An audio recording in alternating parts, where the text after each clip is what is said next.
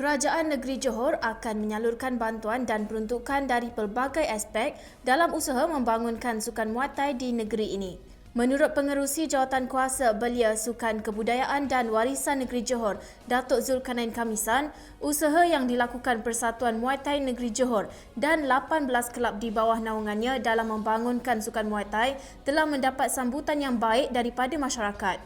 Dan saya lihat bahawa terdapat beberapa keperluan dan kita maklum bahawa sukan Muay Thai ni antara sukan yang baru wujud dalam negeri Johor, dan kita selaku kerajaan negeri telah memberi pengiktirafan semenjak tahun yang lepas dengan mengadakan kejohanan di peringkat negeri, dan saya lihat dengan 18 kelab yang bergabung di bawah Persatuan Muay Thai Negeri Johor, insyaAllah kita cuba bantu daripada segi peruntukan bagi kita mengembangkan lagi sukan Muay Thai dalam negeri Johor.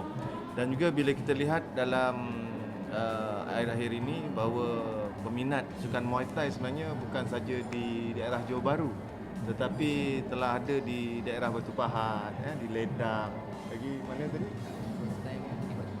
Jadi daerah-daerah lain pun kita lihat ada tarikan anak-anak muda yang kita nampak sebenarnya Muay Thai ini daripada segi melatih diri anak-anak muda untuk berdisiplin,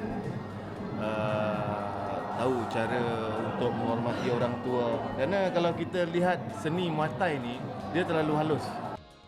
Beliau berkata demikian dalam sidang media selepas merasmikan kejohanan Muay Thai Lion Warrior sempena kemerdekaan 2015 di Sekolah Menengah Kebangsaan Dato' On Batu Pahat.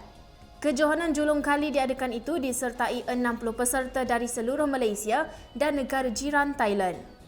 Datuk Zulkarnain turut memuji usaha Lion Warrior Muay Thai Club dalam penganjuran kejohanan ini di daerah Batu Pahat dan berharap ia dapat diteruskan pada tahun-tahun akan datang.